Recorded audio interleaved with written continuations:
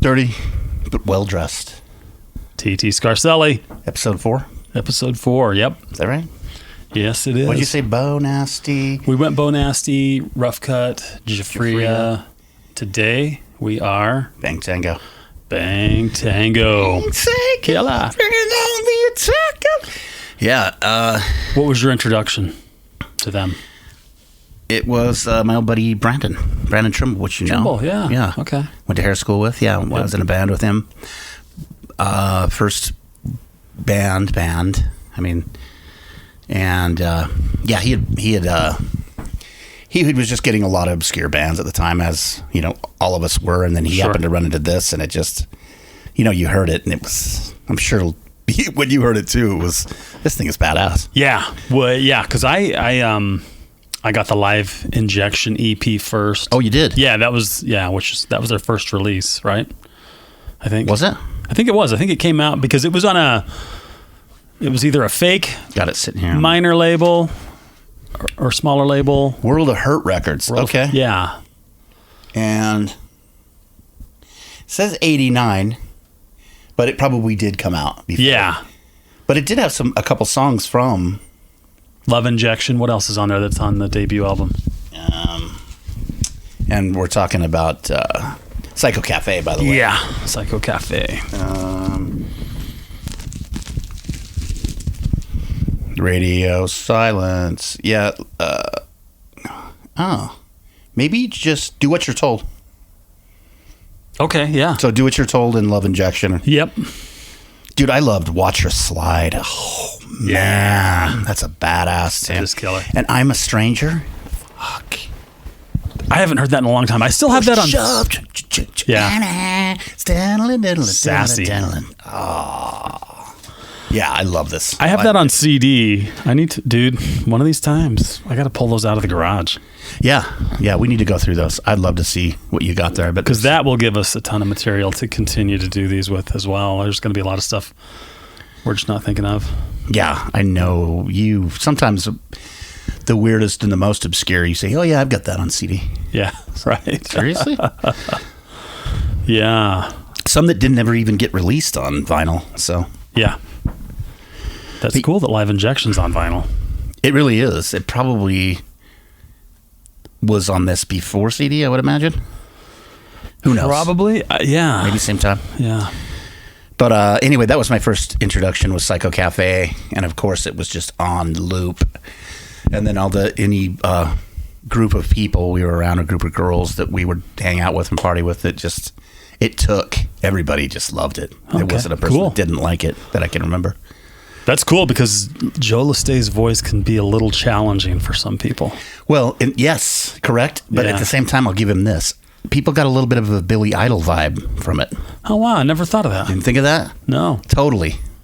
So girls loved Billy Idol, obviously. And so he had a little bit of that going on. And okay. All right. I think the pop funk, Kai was doing a little bit of that pop slap bass in there, here and there. Yeah. That was kind of becoming fashionable at the time. Right. With Chili Peppers. And did Janes do any of that? A little bit. Yeah, they did, yeah. So that was a good infusion of a little bit of other elements into the hard rock. Yeah, like I said, I got Live Injection first, and I knew I was reading some of the rock magazines at the time, you know, like Metal Edge and whatever. Rip. Oh yeah, all right. Rip was a killer. Rip magazine. was killer. Yeah, and they were talking about this band Bang Tango coming, and so I kind of kept my eyes peeled for it, and I got Live Injection at House of Music with Matt. That dude? Yeah, I was going to ask you. Was it from that guy? Cool. Yep. Got it on cassette. Bought it on CD later. Everything was cassette back then, right? Well, it was. That was about the time things were transitioning. It was CD, huh? Because it was '89. CDs. True. We were starting to see more CDs. Yeah, that's true. So yeah, got that, and then it didn't seem it was very long later that they put out Psycho Cafe, because Psycho Cafe was '89 as well, right? Yeah. So you had this first, and then by the time Psycho Cafe was out, you were ready. I was sold, and you were like, oh yes, this is badass. Exactly. Yeah, Psycho Cafe made the rounds. Everybody dug it. You know, Yeah. See, I think about where I was at that time, and I'd graduated high school. I graduated in 89. So I didn't have a big network of people I was hanging out with, but what's interesting, and it's too bad D-Train's not here today, because my mom enrolled us in college. You know, Dustin had just come back from LA. Yeah. Gone through rehab. Was going to, things are get looking going up with life. So, yeah, we both were enrolled at College of Southern Idaho there in Twin Falls. And, we each were signed up for a few classes, and Dustin ran for academic senator at the college. Yeah. So he had these big posters made up of this. It had this graphic of a skeleton on it wearing a leather jacket and this long flowing hair. And it was bringing on the attack of life. Vote Dustin Shaw, academic senator. Killer. Bringing on the attack of Shaw, dude. That's right. Yeah. So, yeah, Attack of Life is the opening track from Psycho Cafe for those of you who don't know. Yeah. Yeah. He won. Did he win? He won, yeah. And what was the term on that? Was it just for the school year, the one? Yeah, I think so. Yeah, that makes sense. But what's funny is with that, he had like privileges to use like the school like golf cart to wheel around between the buildings on campus there. So he and I would fuck off and go screw around and just joyride that thing, and we even rolled it one time. Oh, yeah. Guess we're bringing on the attack of life, huh? Yeah, something. So... But I dropped out of college pretty quick. I was not into it. Yeah. So I wasn't going to classes. And Dustin broke his hand. Really? Yeah, so he withdrew from college. It was, yeah. Yeah, we both dropped out pretty quick. Well, at the time, being young, I'm sure, I don't know if you felt the same way I did. I wanted to play in bands. That's that was my whole thing too. And I just, unfortunately, academia didn't play into it. Yeah, I remember that summer before, right after I graduated high school, I'm still at home and I'm working on the farm. And I remember coming home one afternoon and my mom's like, "Oh, I enrolled you in college. Here's your schedule, all the shit." And I'm just like, "What?" You did what? Yeah. Why don't you buy me a drum kit? Right. Exactly. Because I don't want to hear that damn thing, right? Yeah. So. Yeah. So D-Train was into it too. He liked it. With the Bang Tango. Yeah. I mean, besides the music, I think speaking for both he and I, we were both into their image because they kind of had that cool vampire-ish kind of look. Kind of looked like they were from the movie The Lost Boys, right? Yeah. A little bit? Yeah. So, for sure, dude. Yeah. I didn't think about that, but yes. And Brian, he and I were, we were dyeing, we dyed our hair at the same time. Did you? Yeah, we dyed it like that. Like I did this purple black. Nice. You know what I mean? And he did like like a red, whatever. Like the Kyle. Like a Kyle kind of, yeah, or Mark Knight or whatever. And then they came to a venue here, and they were opening for, I want to say one of Neil Sean's band, like Hardline. Or was it Bad English? Could have been Bad English. Maybe that was it, yeah. Wasn't John Wade on vocals in there? Yeah. I think so. I think it was Bad English, I want to say. All right. And they were opening for them, so we went to it, and then we ran into... Hardline, dude. I hadn't heard that in a long time. Hardline. Yeah. I'm not familiar with them. I imagine it sounds like Bad English. Right? I have the CD. Do you? I think I have the MP3s, but I haven't listened to it. Yeah. But we ran into, I want to say Kyle, not Mark Knight, but Kyle, the other guitar Stevens? player. Yeah. And was it Tig? Tig Kettler. It was Tig and Kyle, or Kyle and Mark. Okay. And we ran into them in the hallway. We were like, "Hey, man, what's going on?" They looked at us like, "What the fuck? You guys, same hair? What the fuck is going on?" That's funny. I don't know. That's just my interpretation. I have no idea, but told them we definitely appreciated them. Cool. They were on, I don't know if you've been to that venue, Kingsbury Hall, that's here. Yeah.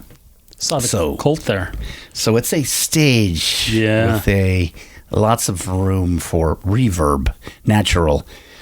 So I remember when they did Someone Like You, Mark Knight was trying to get because there's a delay, and it was like, he started playing it, and I just remember the band looking at it like, Where's the end? They're all looking at each other like, where's the end? Because, it just started circling around. And you get extra Dopplers and Where's the one? Where's the one? Pings on, you know what I mean? Yeah. In a tight room and the setting would do the one. And then maybe in a larger, it's going to give you another one hitting again. But they got through it. That's cool. Yeah. Did they have to stop and start over or anything? Or? Yeah, they did. Did they? Yeah. Yeah. I saw a band do that. Speaking of the Cult, when I saw them at Saltaire in I think 2009, and it was the Black Rider opening up. Yeah, I was with you on that. Do you remember when they played "Let It Go"? Whoever played guitar botched the beginning of that, and they stopped and started over again. Yeah, I might have had too many beverages. Drinkies. So Black Rider messed it up. Yeah, or Cult. Black Rider. Black Rider. Yeah. Oh, okay. So. Yeah, that was at Saltaire, right? Yeah. Yep.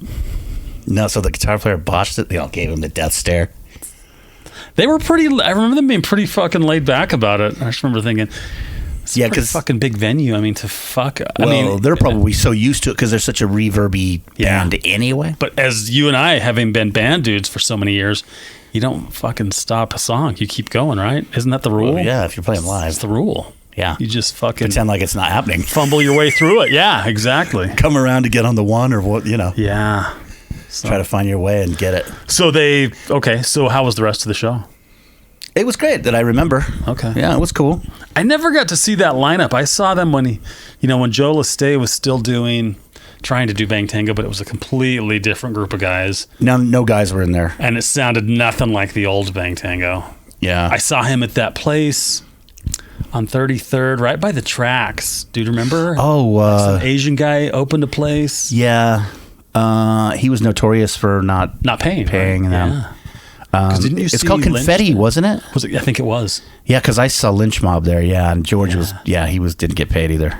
What I heard. These are all rumors. I don't know. No confirmations on it. Yeah.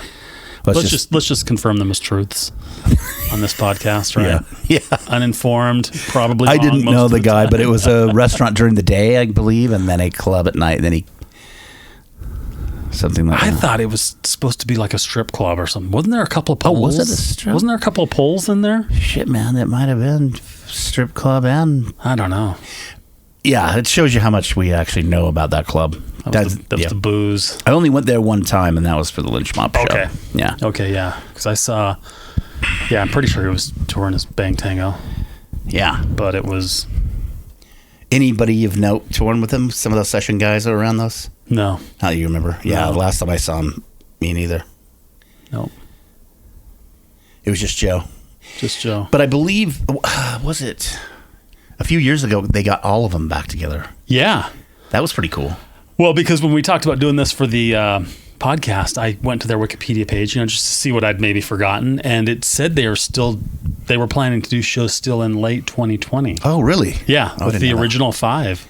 Yeah, because I watched that stuff on YouTube, and they're all looking good and playing well, and right. stoked to be back together. And they said that there wasn't a missed beat. They got back together and just hit it. Cool.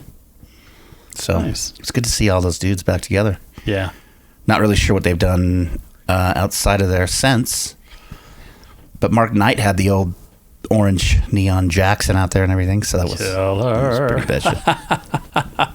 Yeah. That's cool. Yeah.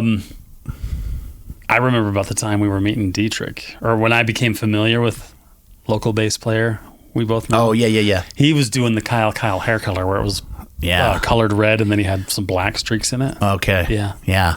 When I first met him, he was trying to rock the Kyle look. He's a super big Bang Tango fan. I think, all of us were, though. Yeah. Definitely love that band.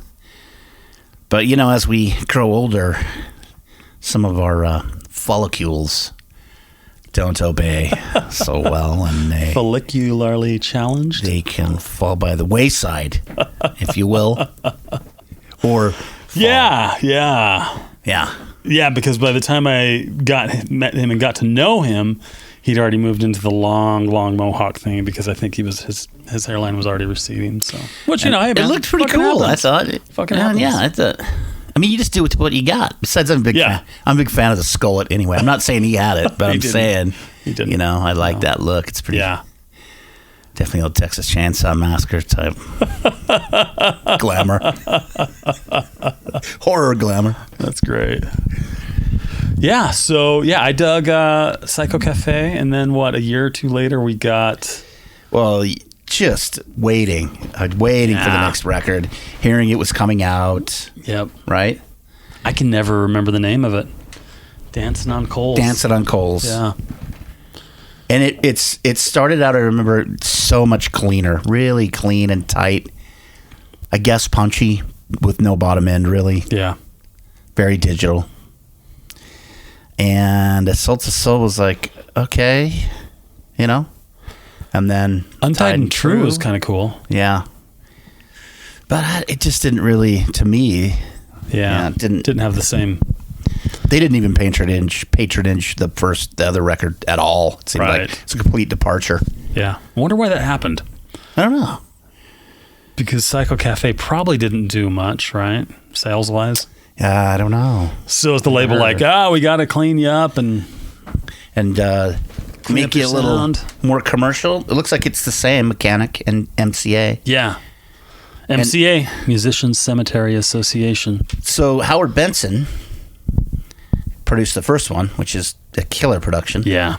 Or not, the first full length. Right. So this is John Jansen. I don't know who he is. He's he did a lot of stuff back in that era. He produced Dancing on Coals. Really? Yeah, John Jansen. I think maybe he did a later Cinderella album. Oh, okay. I don't know. John Jansen. I don't recognize the name. Yeah, I remember he was doing some stuff around that time. Remember that name. I don't remember anything being really big, though, that he did. No, I've never heard of it. Yeah. But like you said, it's, if anything, that... I don't know, man. There is some love for that record. You know what I mean? Really? Yeah. From you, or just you mean in general? No, not from me. Not from me. It's okay. I mean, it's fine. I have the CD here because when I bought the Psycho Cafe, the same seller had this, so I saved on shipping. I thought, you know what? I'll just get them both. Get them both. And I think this has a bonus track. That's one thing you get with... Japanese. Yeah. Yep. So... Ooh, really? So I was like, all right. Isn't Cactus Juice extra? No, I think that was on the other one. Was it? Yeah. Look on the OBI. Does it say anything? How many tracks it list? Dude, I don't have my glasses. Oh. Yeah, see on the back of this it goes to 11. Okay. And then in the OBI it says 13. Oh. So there's 2 extras on here. I'm not sure what they are. I have to look it up. Cool. This one has 10. And it says, sometimes it's just 10. Yeah. So, but do those extra tracks make it worth it? I don't know. I think it's fun from the fan standpoint, but usually those tracks aren't anything special. No. So was the Love After Death, was that the next record after? Yeah. It was? Yeah, I remember reading about them. They were recording that, and then they got dropped by their label, and blah, blah, blah. I think it was kind of shelved. And I read on the Wikipedia page that Love After Death never actually even got a U.S. release. I guess it did get released in some other countries. I remember getting it through Starbound Records, or being able to get it through Starbound Records, but I think by that time I was just like, meh. Because they used to, Starbound would get some cool import stuff. Starbound really wasn't, especially after the Hairbound stuff dropped off. Yeah. They would get the Japanese imports in there. And in fact, I found Black and Blue and Easy O out there in Rough Cut. Oh, and nice. I was like, oh my God, There was a kid who worked there for part of the time when I used to shop there. Young guy, dark hair. Mike. I don't remember his name. Manasakis, maybe? Maybe. Yeah, that could be. Because my cousin knew him, went to school with him. He'd always chat. I think that's his name. I'm not sure. But super he knew friendly. And he knew all that stuff. And he would go to Rafters with a recorder and get all these bootlegs. Would he? I didn't know that. Yeah. And like he would, tip me off on things. Because I ordered a few imports through there back in the day. I got that Jerusalem Slim. Yeah. Which was Michael Monroe, Steve Stevens. Yeah. Which I fucking liked. Michael Monroe kind of shits on it now, but... Only because of Steve and Vince probably. And Motley and that probably. The whole thing just probably... Yeah, oh, man. It would me too, probably. Struck a nerve, yeah. Yeah. Yeah. Yeah, I don't think Mike was too happy with Steve after he went and played with Vince. Yeah. Although I love that Vince record with Steve. Fuck it. And Vic Fox. Vic Fox. Oh, it's a slam canner. Yeah. Whatever that means. Just a glam fest. You know what I mean? Yeah. Remember that video we watched a few weeks back? Oh, yeah. Fox Vic. and his moves. Do you know he played with those 2 Australian girls? The Veronicas. The Veronicas. Yeah. So the other day I went and looked at some of their videos, and he's still doing it all. His stick tricks integrated with his playing were just mesmerizing, man. Yeah. He took hit. that whole thing to another level. Yeah. Yeah. It was it was cool to watch because it was it was behind him, so it was right here, and he was facing that way, so you could sit there and watch everything he was doing. That was locked cool. off. Nice. Yeah, That's cool. Cool drummer that guy was. Yeah. Yeah. But so that guy, it's funny because when I was getting EZO, I was acting all cool, like, yeah, let's pick up the EZO, like I was the underground Japanese heavy metal guy, right? And he's like, have you heard of Flatbacker? Ah, I knew it. This guy would always have and I go, oh, that's cool. Have you heard of these guys? Duh. You know what I mean? Like, he just slayed me. I go, no. He goes, that was the band that they were before they were EZO. Damn it. But I wasn't like that, though. I wanted to know. So I wasn't, I'm just doing it for, Yep. But yeah, so he told me Flatbacker, and then I went and researched those guys, have their vinyls now, have their CDs. So Cool. Yeah. Crazy ass Japanese punk heavy metal. Killer.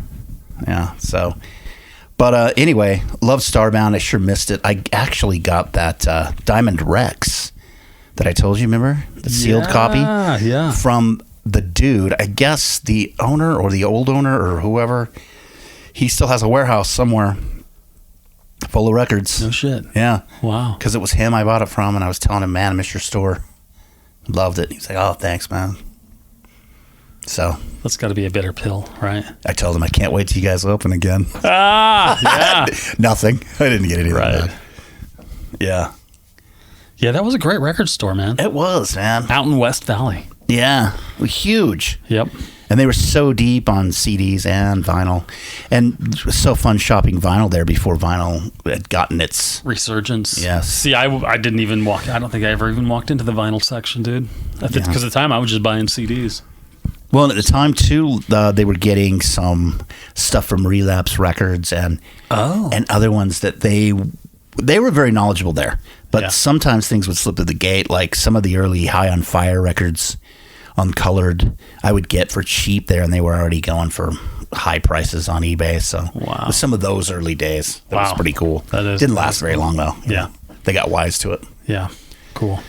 Great record store, though. Yep. So, Love After Death. Yeah, because I remember that guy at one point, we were chatting at Star Brown. He's like, yeah, I can get Bang Tango's new album, Love After Death. And, to buy imports back then, I mean, you're looking like fucking 45. Yeah, they were high. I'm just like, ugh. After... Because it was a blind buy, right? Yeah. You hadn't heard anything. And after Dancing on Coals, I'm just like, chances I'm not are. going into that one blind. Yeah. Yeah. So then I had you send me the MP3s. And it's better than that.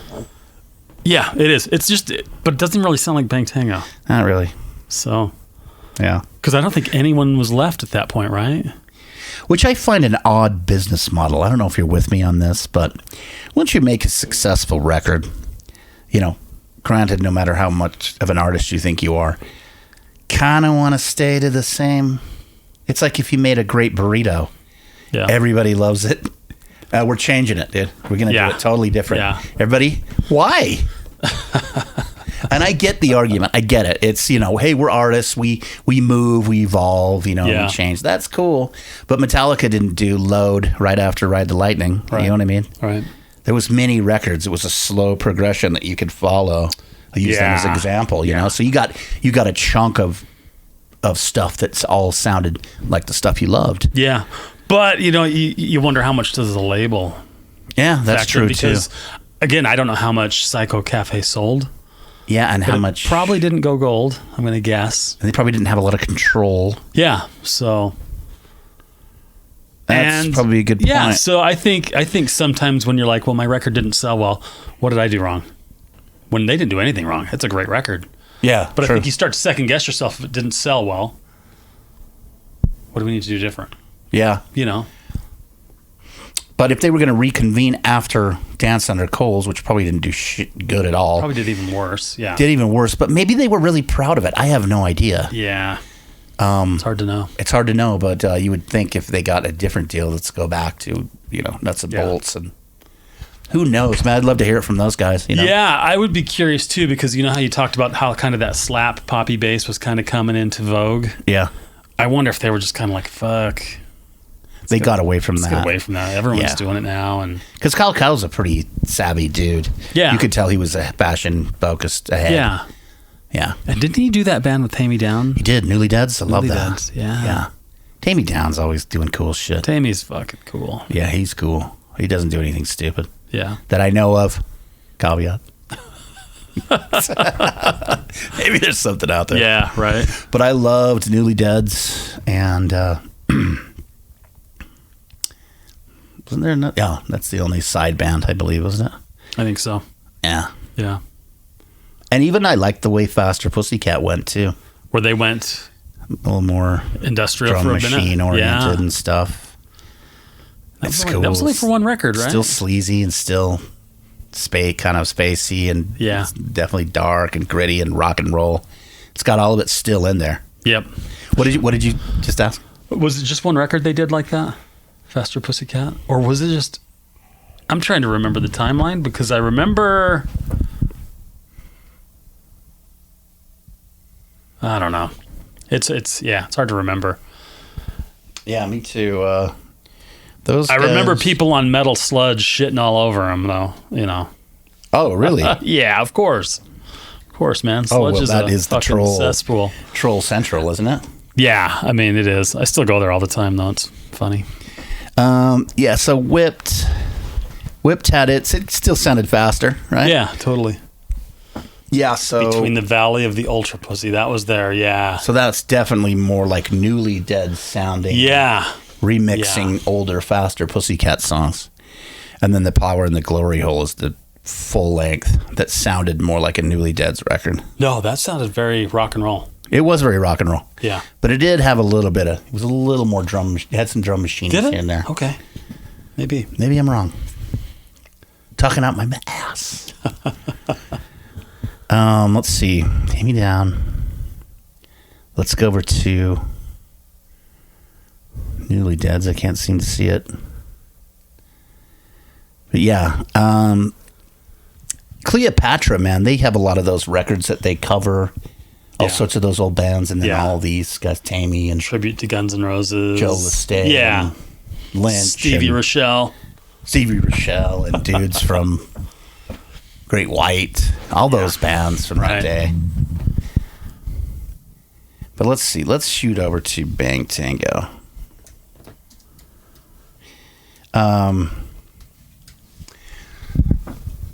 Revolving Door for sure for a while. Joe just kept it going. Did you watch that documentary they did? No. It didn't really follow the timeline like we're wanting. You know what I mean? Like we're talking about what exactly happened. But it loosely followed just him now. And they talked a little bit about the old day. So I have these, but I'm not familiar. I don't know Pistol Whipped in the Bible Belt, From the Hip, Ready to Go. You know what I mean? Yeah. I don't know any of those records that well. Live Injection. That's a lot of releases. A lot more than I anticipated. Yeah. So doesn't look like they had a label here. Oh, they did, sort of. Well, Music for Nations. Yeah, it was one of those international labels. Yeah. Ryan Dorn. Is that the producer? Yeah. Oh my God. This is why we need video, Todd. Oh my God. The Bang Gang. Remember I talked about them? Oh, yeah. Do I have a Bang Gang? I don't know, man. They were fucking glamsters. Were they? Yeah. Oh, man. So look at this. So this guy might have been the engineer because here's Howard Benson. Okay. Yeah. Do you know he did these guys? Oh God, I love hearing him talk about South Gang and I need to go check out that podcast. He did not get along with Butch Walker. Yeah, he does not have nice things to say. Must have been some conflict, I'm guessing, huh? Yeah, but you look at the career Butch has made for himself. Yeah, Butch probably came in this knowing what he wanted and how to do it. But then Howard got hooked up with because I bought this Sweet FA record, Stick to Your Guns. It's pretty damn good. I like never that did record. buy that. No, got that on vinyl, sealed, just not long ago. Okay. I didn't know he did Leather Boys with Electric Toys. Ugh. So, but a lot of MCA bands. I wonder if he had some connection with MCA. He probably did because that was the Bang He was Tango their guy. Much like Beau Hill with Atlantic. Yeah. That type of deal. Right. But Howard Benson got on with like Ariana Grande or some. He got mixed into that. I'm trying to remember. Wow. So he started doing. Look at that, My Chemical Romance. Wow. Okay. So he started doing. He went on to do plenty of others. He did that. Who Was Stank? No matter what you think of them, which I don't think. There's that Flyleaf, Theory of the Dead Man. So a lot of radio rock stuff that kept going. Look at that, Daughtry. I think sold quite a few. So Timber. Yeah. The other side, man. Yeah.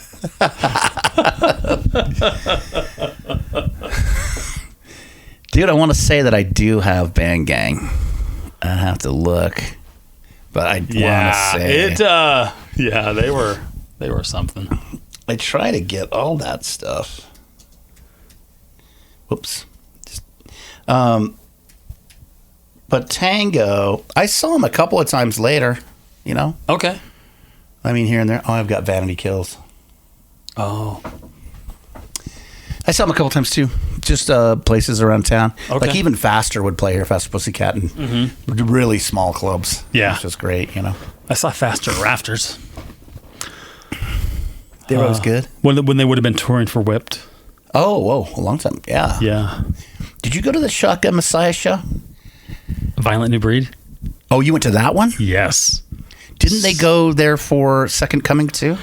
Or was it Violent They New may Breed? have, but that was before I was living here. What year was that Violent New Breed? Was it 93 or 94? Oh, okay. Because I have another friend, Paul. He always talks about seeing Shotgun Messiah there too. And I keep thinking he's talking about Second Coming, but they couldn't have been there. That would have had to have been the one, Violent New Breed. Yeah, because it was. Yeah. Damn it. Jealousy, dude. Jealousy. That was such a... I really liked that record. Yeah, I liked all of their records. Huge fan. But I was skeptical going to see him live because it's industrial. How's it going to translate? Dude, they fucking killed it. Swedes, man. The drummer's drum kit was an electronic kit, and it was all those black rubber pads. His whole kit was black rubber pads. So we had no acoustic kit there. Nothing. Which as a drummer, I was like, oh, lame. And then he played, and I'm like, fuck, that's pretty that killer. was cool. Dude. Yeah, I went with my buddy JP, I think. I think JP went with me to the show. That thing needs a vinyl reissue, man. Oh, that's a fucking good record. Yeah, it is. Yeah. I loved that band. I loved all and their they played a few of their older songs from Second Coming, but all... Dietrich used to talk shit on the first record, and I was like, fuck you. See, I liked it. I didn't own the first record. I remember hearing a couple songs, but it didn't really do much for me. But I liked it. I liked Second Coming a lot. Second Coming kicks ass, man. Yeah. That's definitely their sweet spot. Yeah. Yeah. When Old Skull took up vocals. Yeah. Tim. And then they did a... Is that where Kyle got the idea? Maybe. They did an EP. They did an EP after Second Coming. Yeah. Didn't have a couple acoustic songs. I'm not couple covers, something. Like yeah, 53rd and 3rd, I want to say. It's probably cool. I have it. I think I don't listen to it. I had the EP. I'm sure I still have it on CD, buried in my garage. So we gotta get into that. We need to plan a weekend. Yeah, fucking dig it out. Pull it all out. Get in there and go through it. Yeah. But yeah, so definitely, I'm a huge Shotgun Messiah fan. I have both of those first two on vinyl. I would love to see a Violent New Breed reissue. Yeah. I don't know who would do it. Were they done after Violent New Breed? Yeah. Okay. Yeah, I don't think they did anything else. I believe Harry Cody went on and did some music on his own, and then Scold obviously went on and did quite a bit of stuff. He did Manson later, but I'm trying to think what he did. MDFMK? Right. Do you remember we saw them at was it Bricks or was it Bricks? It was Bricks outside, yeah. Yes. That was cool. Yeah. That was a good show. And I'm not, yeah. It was cool because I'm not super into industrial stuff, but they were killer. Yeah, it wasn't that traditional industrial. It kind of had this electronic rock. Yeah. Scold brought a new kind of thing into it, and they had just got Lucia Cifarelli, that other girl in their band. Do you remember? She was singing on. That's the first thing she sang on. Okay. That ended up being Sasha's wife. Ah, okay. But yeah, so yeah, I love that record. I thought it was great. And it was a cool show. Yeah, seen Scoldy in there. Yep. Wasn't he playing his AX7? That guitar. I don't remember. I think he was. I'll tell you what I remember the most about that show. Because remember, we were upstairs. Yeah. Right. And I remember looking down, and Dietrich and Minnie Manson were there. Right, as they would have been at every show, right? They were into all that stuff too. Yeah. And Doug had his long mohawk. Dietrich had his long mohawk. Yeah. And I remember seeing The Ring, dude. The Ring? The Ring. Yeah. Was going. I'm telling you, dude, for this type of stuff and never playing in bands, it sucks. Yeah. It kind of thin out like that. Unless you're cool bald guy. Yeah. Like T, like Daughtry. He's a cool bald dude. He doesn't care. No. He doesn't go, woke and stupid. Right. A lot of dudes do, Yeah. It's got to be haunting. Yeah. But yeah, that was my biggest memory from that show. More than the band. I mean, I remember the band being great. But that was one thing, like, wow. It's like, oh my God, his hair's going. Yikes.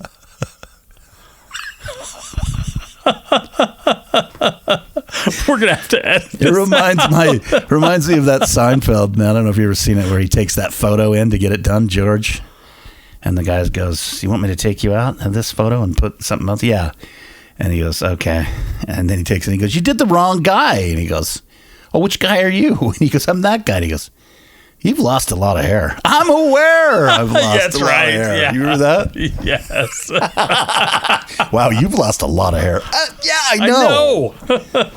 God. I love you, Dietrich. Yeah. It's all in good fun. Yeah. Yeah. But it's where we're all headed, right? Yeah, come on.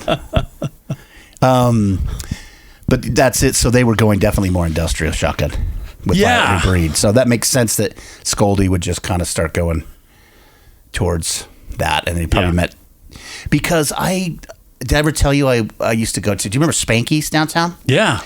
I would see shows down there, and I saw Pigface down there. Oh. And I see this dude over there with a slung Les Paul, black hair, dude. Yeah. Sunglasses. And I looked at him because it has been an industrial supergroup. Okay. All these guys from indie bands and industrial bands. Yeah. Now, who is that dude? You know what I mean? Because he was glamming it up, dude. He definitely. And do you know who it was? Yes. Who was it? Tie Me Down. Was it really? Yeah. Playing guitar, huh? Yes. Killer. Yep. Wow, that's and cool. And so I found out, I was like, yeah, a little integration. It's got more points. Not just Scold. Yeah. Tammy's in there playing with Pigface. So that was cool. Wow, that's cool, man. I miss Spanky's. That was a great venue.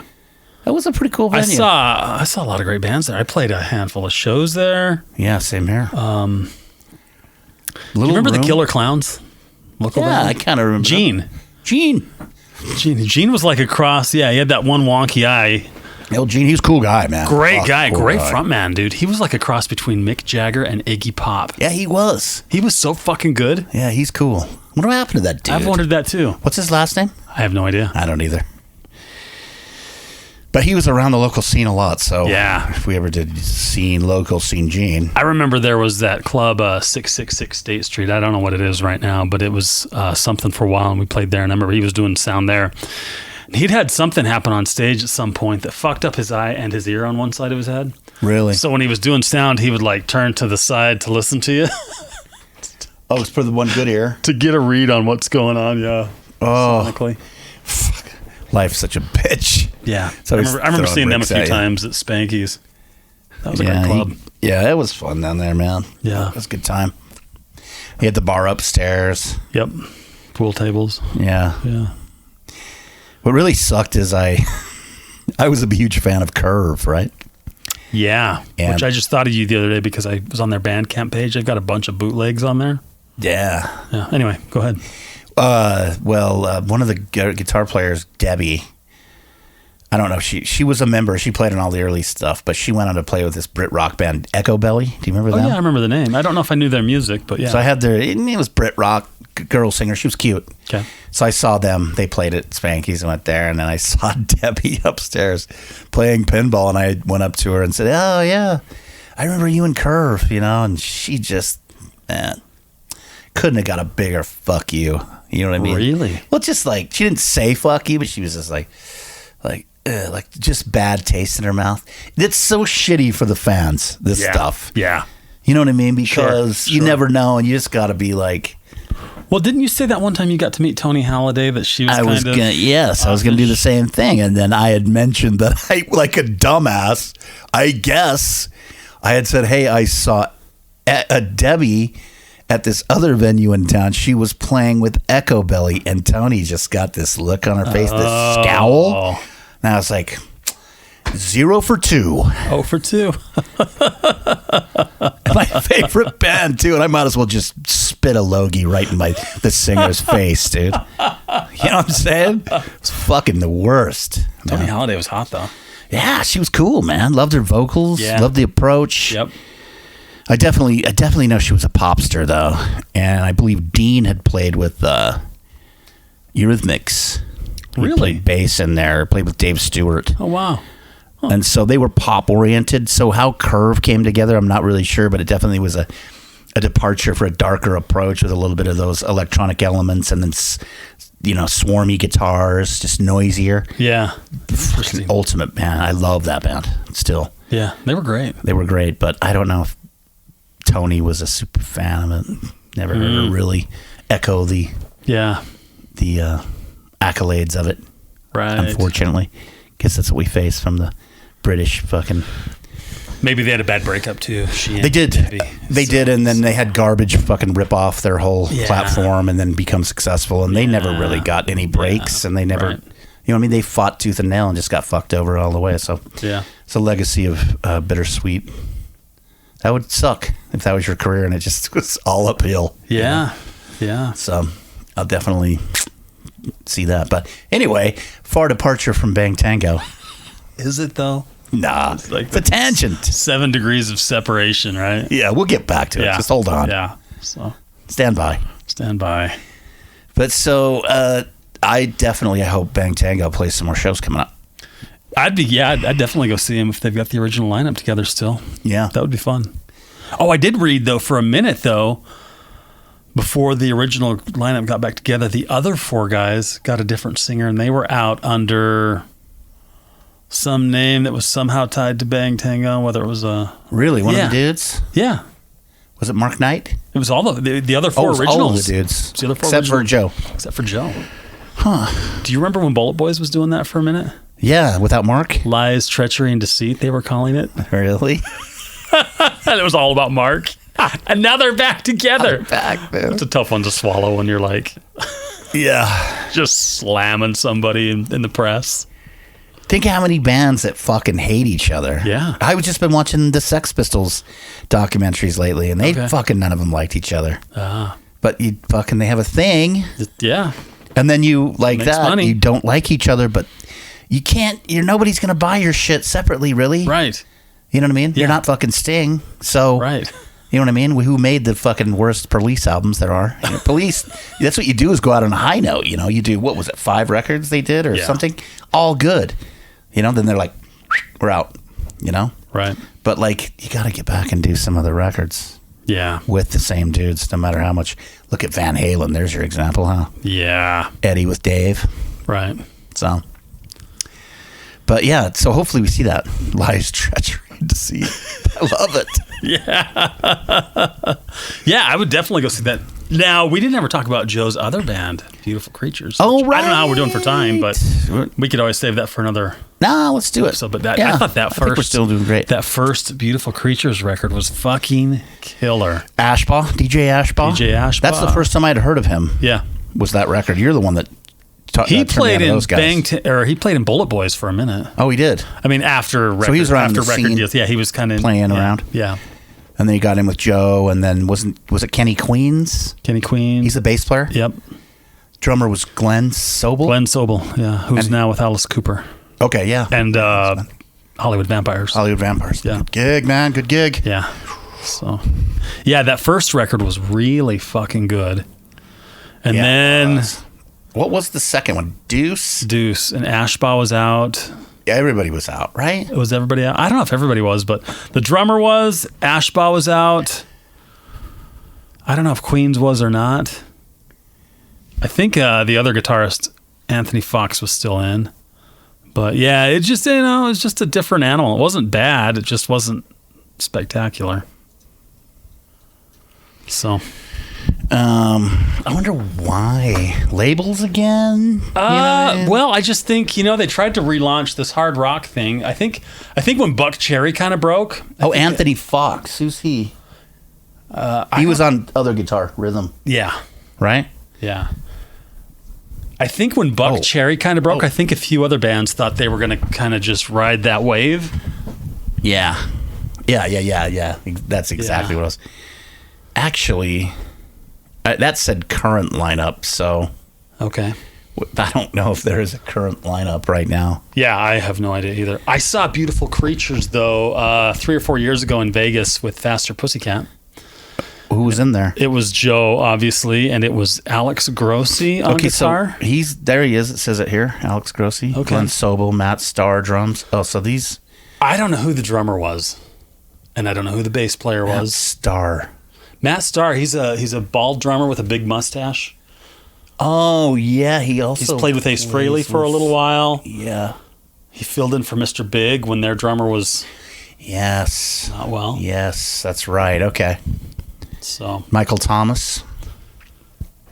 That must be the newer. Anyway, the orig was Ashbaugh and Queens and Sobel and Joe Lestate. I can't remember who was the side guitar player. Was it Anthony Fox in the original? Yeah. Was it? Mm-hmm. Okay. Yep.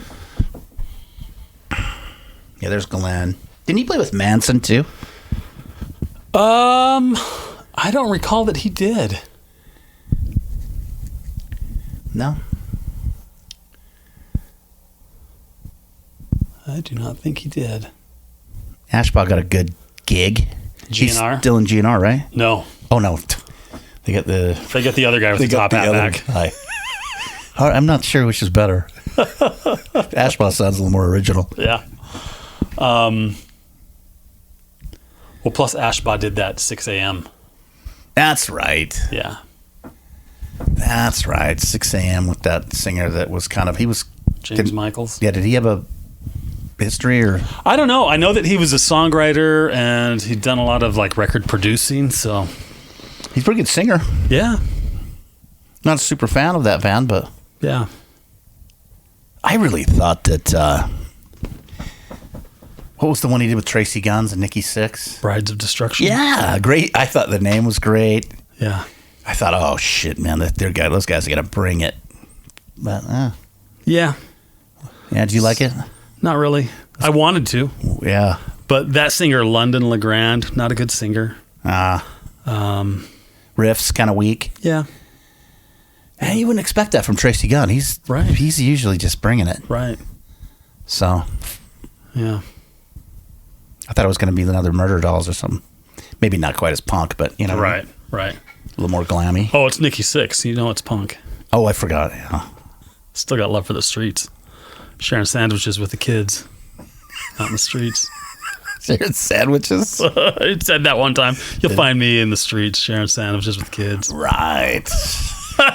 Malibu. Punk. PCH Street. Dude lives in Wyoming now. He moved to fucking Jackson Hole, Wyoming. Oh, he lives in Jackson Hole. Yeah. It's a nice place. Yeah. Yeah. Not very punk. Not really. Not at all. Billionaire. Yeah. Yeah, I did like that first Beautiful Creatures, man. I listened to that over and over. Yeah. Really dug it. But I think that you're right. It kind of was a launch on that whole Buck Cherry thing, huh? Buck Cherry really Buck Cherry came out in 99. Yeah. I think that first Beautiful Creatures was 2001. You got it. So.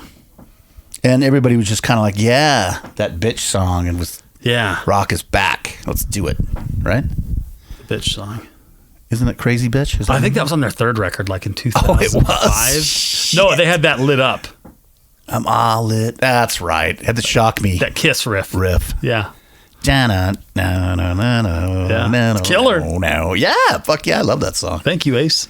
Okay. So you're right. Yeah. Crazy Bitch was much later. Yeah.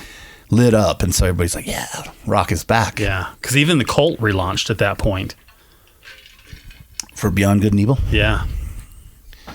Big old deal. They got Bob Rock. Man, that was a lot of money. Right. Yeah. For them. Well, Bob Rock, he did Sonic Temple and Ceremony too. Yeah, but they had kind of. Yeah, they were definitely. And then they did that. Yeah, that. But he might have been good friends with them from doing Sonic Temple. Yeah. And everybody always seems like they believed in him. Yep. Come on, man. Do that again. Yeah. Again, it worked, right? Huh? The formula worked. Yeah. And it had sales. It was successful. So. Well, didn't we? Maybe, I don't know if we talked about the Cult. We have to do one of those. Yeah. But what was it called? Peace Cells before it was called Electric? Just Peace. Just Peace. Yep. And it definitely sounded like Love. Yeah. Before Ruben came in. And speaking of which, I just saw that vinyl on eBay for like fucking $22. Really? Sealed. If you're still looking for that. Yeah. Because it's got both records. It's got it's got the Peace version and then the Electric version. Yeah, I'm still wondering if I should, because you gave me a copy of Electric. So True. I do have one half. Yeah. So there's that, Right. All right, anyway, I'll check it out. Yeah. But so same thing, and then Ruben came in and stripped that sound out. But Sonic Temple, I love that record, man. That was great. That was a great stadium rock record, man. Yeah. Good songs. Yep. Killer songs. Tried and True. That's not one of the songs. New York City. Yeah. Sweet Soul Sister. Sun King, man. Sun King's such a great opener. Yeah, when I saw him in 19, they opened with that because they were doing their Sonic Temple tour, which was funny. It was the celebration of that record because it was the 25th anniversary or whatever it was, 30th anniversary. Yeah, I guess it would be. They only did 6 songs from it. Really? Which was the anniversary of the record? I was fine with that because I don't always buy into the whole we're doing the whole record thing. But they only did 6 songs from it. Well, that's a lot. I mean, that's more than half the record, right? Because I still prefer to hear some of the other stuff from there. Just leave Ciao Baby off and. Yeah, right. No, they played it. Of course they did. Yeah, because that album's got some bangers on there. New York City. Yeah. Soldier Blue. Soldier Blue. Automatic Blues. Automatic Blues. Sweet Soul Sister. Yeah. And there you have Bang Tango. And there's Bang Tango. Tangents, man. Yeah. We should have named this podcast Tangents. We might change it. Well, anything is fine. Yeah, we don't know. Yeah. All right, let's wrap it up. All right, man. Thanks for joining us. We'll see you next time.